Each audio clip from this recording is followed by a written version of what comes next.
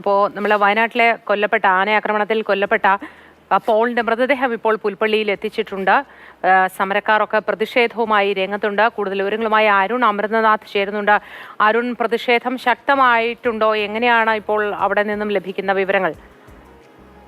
വലിയ രീതിയിലുള്ളൊരു പ്രതിഷേധം തന്നെയാണ് ഇപ്പോൾ പുൽപ്പള്ളി ടൗണിൽ കാണാൻ സാധിക്കുന്നത്. കർഷകരുടെ കൂട്ടായ്മ ജനകീയ കൂട്ടായ്മയുടെ ഒക്കെ നേതൃത്വത്തിലാണ് ഇപ്പോൾ ഒരു പ്രതിഷേധ സമരം.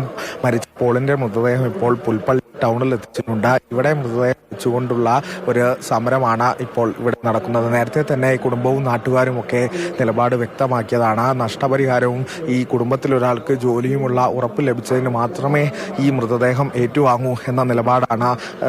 മൃതദേഹം ആദ്യം വീട്ടിലേക്ക് കൊണ്ടുപോകുമെന്നായിരുന്നു സൂചനയുണ്ടായിരുന്നു. പക്ഷേ ഈ പുൽപ്പള്ളി ടൗണിൽ തന്നെ എത്തിച്ചുള്ള ഒരു പ്രതിഷേധം ഇപ്പോൾ സാക്ഷ്യം വഹിക്കുന്നത്.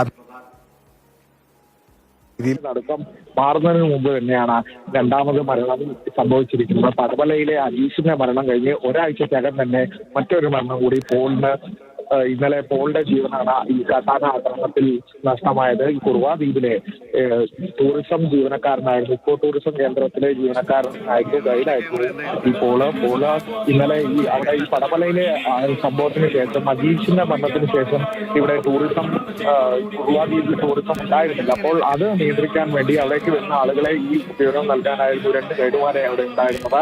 ആ ഒരു കേന്ദ്രത്തിൽ വെച്ചായിരുന്നു പോള് കാട്ടാനയുടെ ആക്രമണത്തിന് ഇരയാകുന്നത്.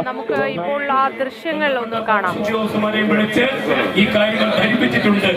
അവരെ പ്രകോപനപരമാക്കാതെ സമയബന്ധിതമായി എത്തി ഈ കാര്യം ഇടപെടണം എന്നുള്ളതാണ് ഇവിടുത്തെ നിയമസഭാ സാമർത്ഥ്യം. ആവശ്യം ഞാൻ അവരെ അറിയിച്ചിട്ടുണ്ട് എന്ന് കൂടി നിങ്ങളെ അറിയിക്കുകയാണ്.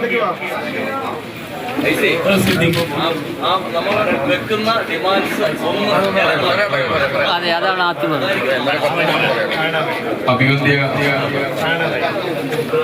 തിരുമേനി അവർകൾ, പ്രിയപ്പെട്ട IC ബാലകൃഷ്ണനിലെ പ്രിയപ്പെട്ട ജനപ്രതിനിധികൾ, പ്രിയപ്പെട്ട വിവിധ രാഷ്ട്രീയ കക്ഷി പ്രതിനിധികൾ, പ്രിയപ്പെട്ട കർഷക സമൂഹം, പ്രിയപ്പെട്ട പോളിന്റെ ബന്ധുക്കൾ, സഹപ്രവർത്തകന്മാരെ, സ്നേഹിതരെ, സുഹൃത്തുക്കൾ, ഏറെ വേദനയോടും ദുഃഖം കടിച്ചമർത്തിയുമാണ് പ്രതിഷേധം ശക്തമായി കൊണ്ടിരിക്കുകയാണ്. എപ്പോഴത്തേക്കാണ് ഈ പ്രതിഷേധത്തിന്റെ ആ ഒരു അവസ്ഥ അവിടെ തുടരുന്നല്ലോ?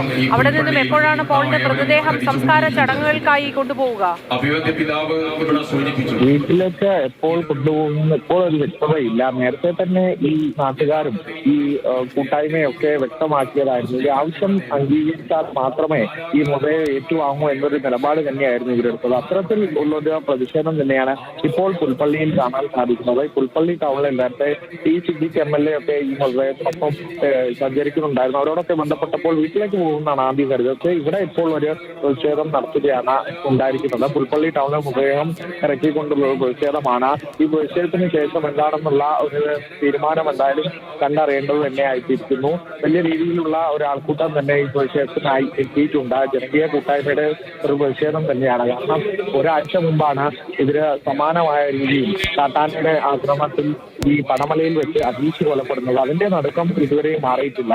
അതിന് പിന്നാലെയാണ് ഈ പോളിന്റെ ജീവൻ കൂടി ഇപ്പോൾ നഷ്ടമായിരിക്കുന്നത്. നാട്ടുകാരുടെ പ്രതികരണത്തിൽ നിന്ന് അവരുടെ ഒരു ആശങ്കയും ഭീതിയും ഒക്കെ വ്യക്തമാണ്. ഓരോ ദിവസവും അവർ തരണം ചെയ്യുന്ന വലിയൊരു പ്രതിസന്ധി തന്നെയാണ്. ആ പ്രതിസന്ധിയെ തരണം ചെയ്താണ് ഓരോ ദിവസവും അവർ തള്ളി നീക്കുന്നത്.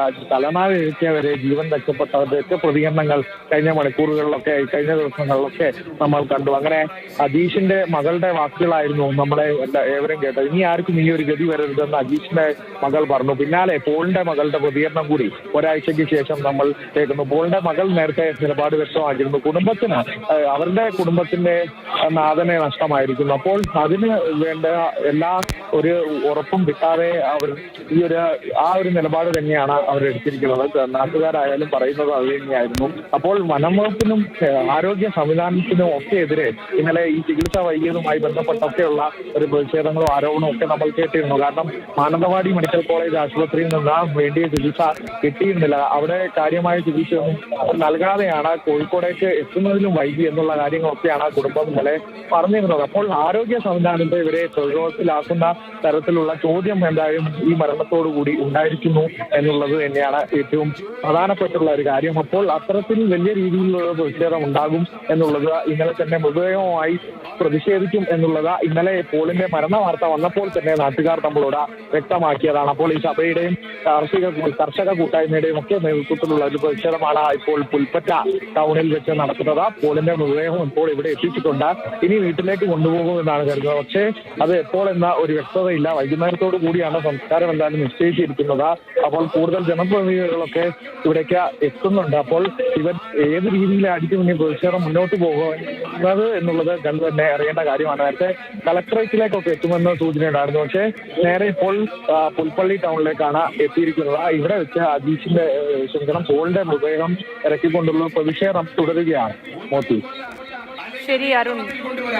നടപടി സ്വീകരിക്കണം തുടങ്ങിയ അതിപ്രധാനമായ ആവശ്യങ്ങൾ അംഗീകരിച്ച് മുന്നോട്ട് പോകണം എന്നുള്ളത് പൊതുവായി പൊതുസമൂഹത്തിന് വേണ്ടി ഇവിടെ ബഹുമാന്യനായ അഭിമന്യ തിരുമേനിയും കുടുംബാംഗങ്ങളും പ്രിയപ്പെട്ട IC ബാലകൃഷ്ണൻ MLA യും ഉൾപ്പെടെയുള്ള ആളുകൾ ആവശ്യപ്പെട്ടതനുസരിച്ചുള്ള ഈ ഡിമാൻഡ് പൊതുസമൂഹം